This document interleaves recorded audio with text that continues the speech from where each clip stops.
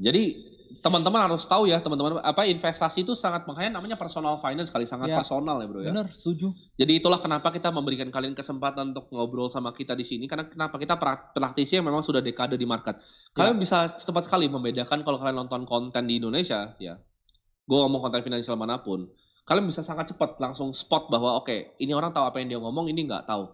Kenapa? Karena itu based on pengalaman Bro, yes. semuanya based on pengalaman. Banyak yang kira kita itu cuman investor di kripto, memang itu yang kita fokuskan Bro. Kita Iya, memang punya waktu itu setuju. fund spesifik di sana yang kita lakukan Bener. setiap hari, tapi kita have a very broad knowledge tentang dunia investasi, teman-teman. Yes. Kalau teman-teman cuma punya kayak satu pintu gitu, investasi pasti sempit, ngeliat dunianya sempit. Dan biasanya ketemunya orangnya itu aja. Iya. Itulah kenapa akhirnya dia juga nggak kemana-mana hidupnya. Karena Betul. investasi itu saya baca di bukunya Psychology of Money. Iya. Setiap orang tuh punya preferensi yang berbeda-beda dari karakter dia sendiri, dari pendidikannya, juga dari dia itu berasal dari mana. Kalau misalkan kita ngomong kenapa milenial itu sulit sekali menerima kripto, karena banyak milenial itu yang melihat .com bubble. Ya. Dan banyak kekayaan orang tuanya itu yang habis di sana. Itulah mengapa ya mereka cenderung skeptis dengan saham-saham perusahaan dan juga teknologi. Ya. Dan apakah kita misalkan bisa menyalahkan orang yang nggak mau berinvestasi sana, itu ya bebas. Karena Warren Buffett pun juga nggak berinvestasi bro ke banyak sekali perusahaan teknologi. Ya, betul. Di era .com bubble. Setelah crash kan juga banyak yang akhirnya survive meskipun cuma sedikit. Ya. Karena beliau bilang ya itu saya nggak ngerti gitu. Betul. Dan nggak ada salahnya untuk nggak ngerti di sesuatu yang, karena misalkan ya Buffett, dia missing out gains-nya dari kita ngomong perusahaan-perusahaan teknologi. Tapi kan dia dapat redemption atau keuntungan di stok yang lain. Betul. Karena tahu. Buffett tuh salah banyak sekali loh. Iya. Tadi gue sebut airline, itu kenapa gue sebut airline? Kan itu kesalahannya dia. Iya, lebih dari 5 perusahaan besar airline. Dan dia beli banyak waktu itu bro, yes. 2020 dia beli banyak, gagal semua. Nah ini kita ngomong ya, Buffett beli Delta Airline, American Airline, United Airline, Southwest Airline. Ya. Hancur semua. Hancur semua. Karena dia ekspektasi COVID tuh sahamnya terlalu murah, ntar pas balik udah dibuka lagi, sahamnya bakal terbang, ternyata nggak terbang. Dan jangan salah, kadang memang pentingnya kita ngomong ya, menilai sesuatu dengan fair value, karena ketika keadaan itu normal lagi, nggak semua itu bisa kembali ke fair value-nya loh perusahaan itu. Setuju. Karena ya mungkin dunia berubah dan ekosistem di market berubah. Makanya kalau kita ngomong kenapa S&P 500 itu sebagai opsi yang cukup realistis ya kita ngomong. Realistis. Karena ya kita ngomong lihat chart inilah ya. Semakin banyak ya money supply atau persediaan uang yang ada. Akan lari ke sana. Akan lari ke sana uangnya. Karena apa ya, itu indeks semua hampir duitnya orang Amerika, dana pensiun semua di sana. Jadi kalau nggak ada duit yang nggak masuk sana tuh nggak mungkin ya. Nah ini kita mungkin gue bisa bukain, gue kayak karena sorry ya teman-teman, ini kan ruang meeting, jadi Bloomberg-nya nggak ada di sini sebelah.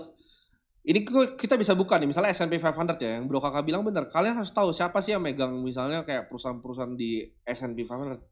Kita bisa lihat misalnya dari Vanguard nih, FOO ya kan. Kita buka di ownership-nya di sini. Ini kalian gue bacain aja biar kalian bisa lihat. Nah ini, ya lihat nih, yang pegang tuh ya S&P 500 tuh JP Morgan, Bank of America, Morgan Stanley, SBI Asset Management, State of California, bahkan State of California pegang, Bain Capital, Goldman Sachs Group, LPL Financial, Genstar Capital. Ini kayak besar banget loh. Ini dana pensiun semua orang di dunia.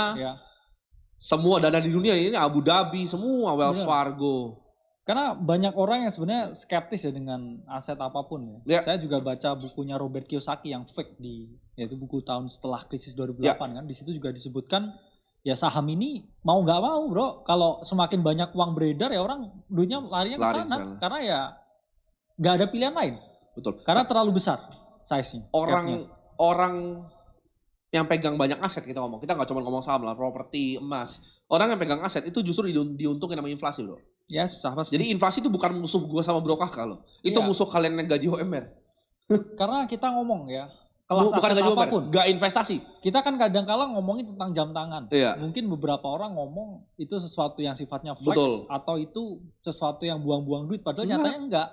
Itu inflation hedge. Iya, karena beberapa jam tangan yang kayak kita omongin beberapa saat yang lalu juga kita tunjukin ada chartnya juga. Dia mau sombong nih, lihat itu.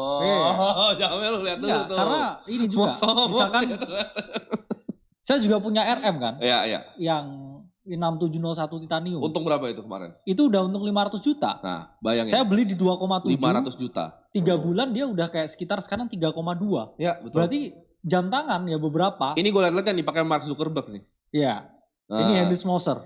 Cuman berapa nih di dunia ini? Cuman 300 ini. Di dunia kan? Iya. Nah, ini jamnya yang dipakai Mark Zuckerberg ini.